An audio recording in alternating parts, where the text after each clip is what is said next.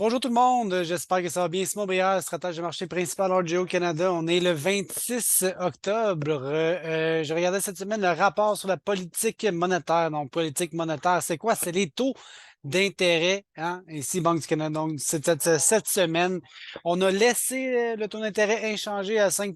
C'était assez attendu, je vous dirais.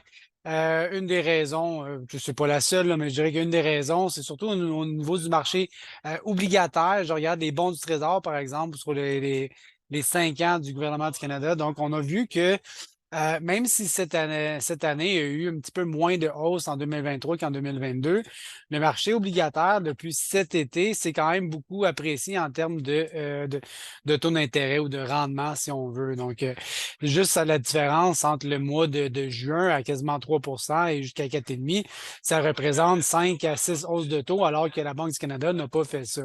Donc, ça a un autre impact un peu similaire à une augmentation des taux d'intérêt sans être le taux directeur. Enfin, donc, autre chose, je regarde peut-être au niveau de l'emploi, le nombre de postes vacants tend à diminuer, donc un signe de ralentissement. Je regarde aussi l'inflation qui ralentit, hein, on n'est pas sorti du bois, on est à 3,8, on vise 2 donc il reste du travail à faire, mais on sent qu'on commence à être un petit peu plus de l'autre côté de cette inflation-là.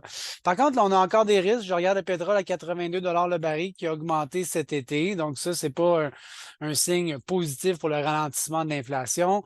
Je regarde aussi les salaires, sur les salaires médians. Donc, c'est pas la moyenne, là, c'est un autre type de statistique.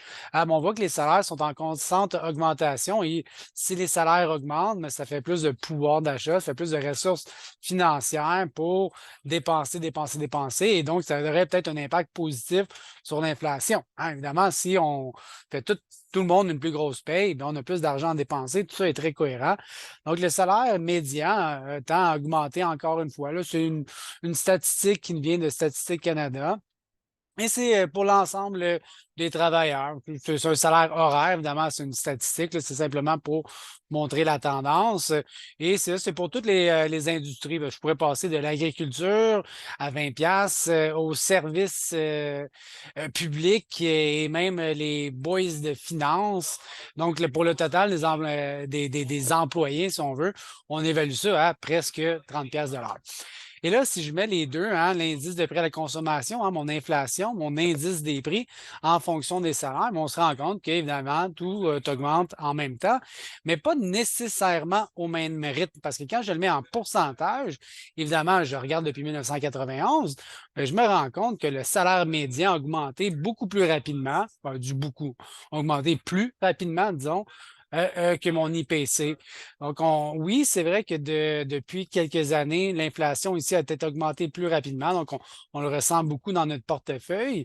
Mais quand je regarde la situation depuis d'entre 2005, disons, et 2020, bien, l'inflation a été relativement faible, alors que les salaires ont augmenté de manière un petit peu plus constante. Donc, il y a quand même eu une augmentation du pouvoir d'achat, je ne sais pas si je peux le dire de cette manière-là, pendant 15 ans, alors que depuis 3 ans, ben, ça se resserre un peu plus à ce niveau-là. Donc voilà, c'était une statistique.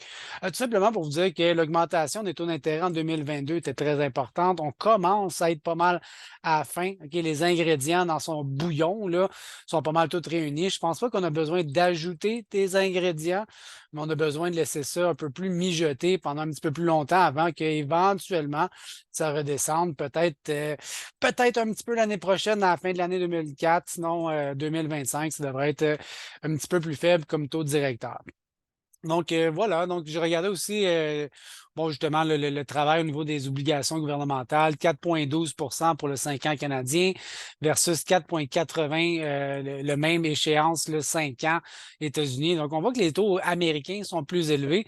Et quand je fais la différence, ben, je me rends compte qu'ici, peut-être 67 points de base.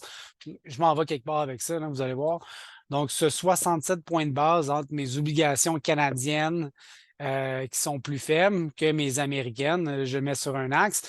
Et quand je regarde le taux de change canadien à 72,34, là, peut-être vous me voyez venir, je me rends compte que, évidemment, quand je les mets sur la même courbe, quand je mets mon différentiel de taux d'intérêt, hein, ces points de base-là, et que je le mets en fonction du taux de change, je me rends compte que plus les taux d'intérêt canadiens sont faibles par rapport aux taux américains, mais plus notre taux de change est déprécié. On le voit assez clairement sur ce graphique-là. Donc, c'était mes observations. Gardez ça en tête. Si jamais la Banque du Canada maintient son taux à 5 et que la Fed l'augmente, bien, ce différentiel-là va encore plus s'agrandir et notre taux de change, toute chose étant égale par ailleurs, ou comme on dirait en latin, ceteris paribus, ben, notre taux de change serait peut-être un petit peu plus faible avec les États-Unis. Donc voilà, mes amis, je vous dis bonne fin de journée. À bientôt. Salut.